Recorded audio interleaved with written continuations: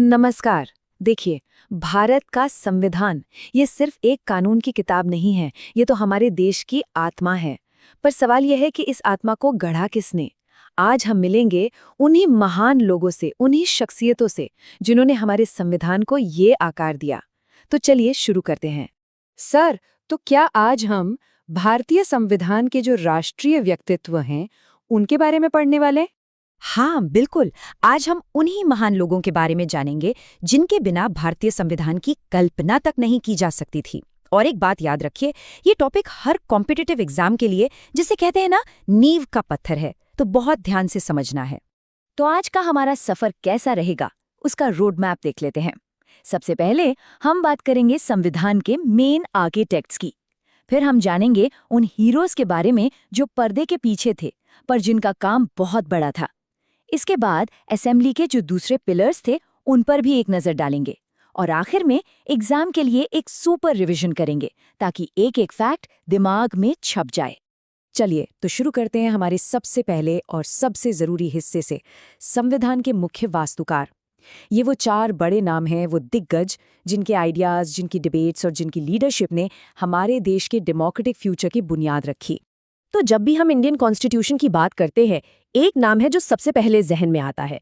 बताइए, संविधान का मुख्य शिल्पकार किसे कहते हैं? सर, जाहिर सी बात है, डॉक्टर BR आम्बेडकर।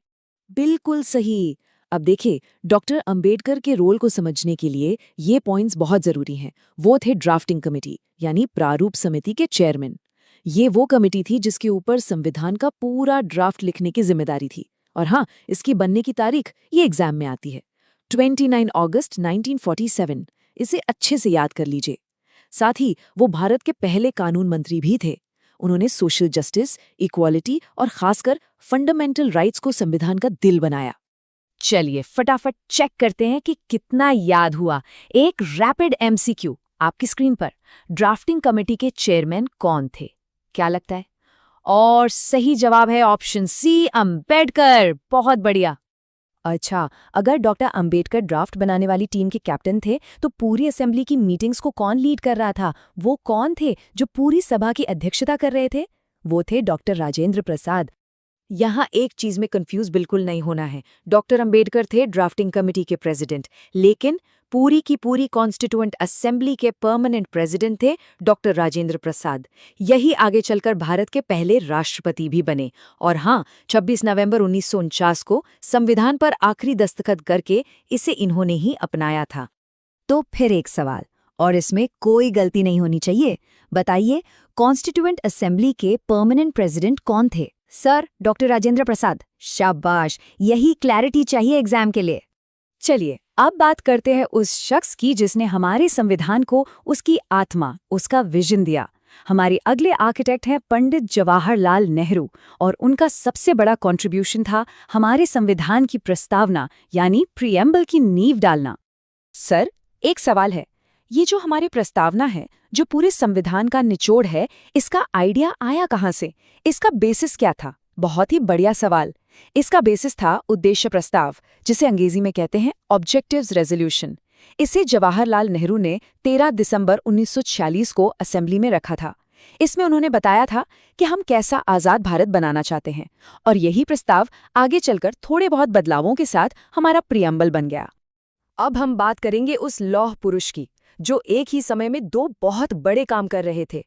एक तरफ तो वो संविधान बनाने में मदद कर रहे थे, और दूसरी तरफ बिखरे हुए भारत को एक कर रहे थे। जी हाँ, वो थे सरदार वल्लभ भाई पटेल। सरदार पटेल जो थे, वो एडवाइजरी कमेटी के चेयरमैन थे, पर उनका सबसे बड़ा, सबसे यादगार काम था 5 से भी ज्यादा रियासतों को भारत में मिलाना। जरा सोचकर देखिए, एक तरफ कानून लिखा जा रहा है और दूसरी तरफ ये तय किया जा रहा है कि वो कानून लागू कहाँ कहाँ होगा। ये कितना मुश्किल काम रहा होगा। उनके बिना आज जो हम भारत का नक्शा देखते हैं, वो शायद कुछ और ही होता। अच्छा, तो हमने मेन एक्टर्स की तो बात कर ली। अब जरा उन हीरोज की भी बात करते हैं जो पर्दे के पीछे थे, जिनका काम बहुत बड़ा था, पर जिनके नाम हम अक्सर भूल जाते हैं। इस स्लाइड पे देखिए, 3 ऐसे जबरदस्त लोग हैं जिनके बिना संविधान शायद वैसा नहीं होता जैसा आज है। सबसे पहले BN राव, ये थे कॉन्स्टिट्यूशनल एडवाइजर।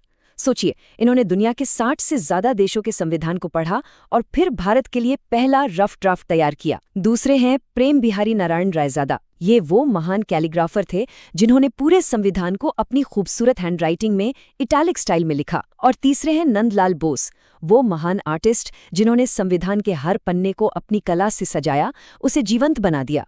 प्रेम बिहारी नारायण रायजादा की एक कहानी तो बहुत ही दिलचस्प है।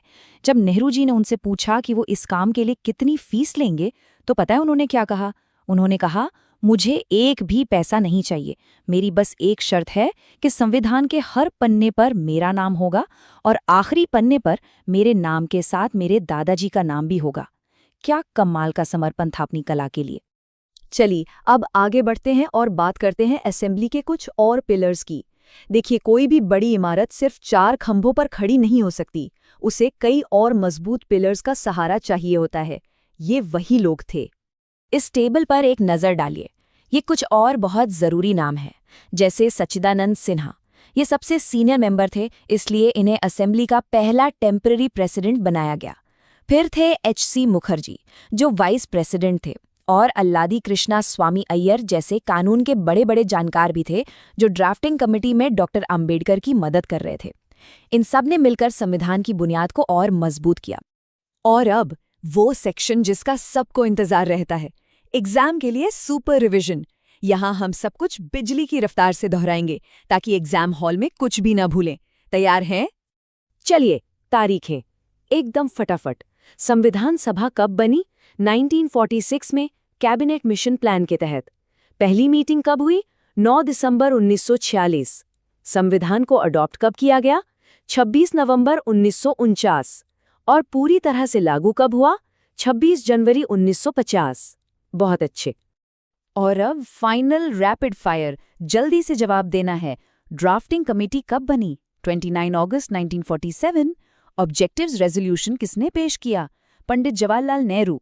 संविधान पर साइन कब हुए और इसे अडॉप्ट कब किया गया? 26 नवंबर 1949। संविधान लागू कब हुआ? 26 जनवरी 1950। जबरदस्त, तैयारी एकदम पक्की है। और हाँ, एक आखिरी लेकिन बहुत जरूरी फैक्ट जो अक्सर एग्जाम में आता है। जब हमारा संविधान बना था तो उसमें 395 आर्टिकल्स और 8 शेड्यूल्स थे। ये नंबर याद रखना है। तो आज की हमारी ये चर्चा यहीं खत्म होती है। हमने उन महान लोगों को याद किया, उन्हें जाना जिन्होंने हमारे संविधान को बनाया। लेकिन मैं आपको एक सवाल के साथ छोड़कर जा रहा हूँ। संविधान बेशक उस जमाने में बना था, पर इन लोगों का जो विजन था, जो दूरदृष्टि थी, वो आज भी हमारे देश के सफर को कैसे गाइड कर रही है, इस पर जरूर सोचिएगा।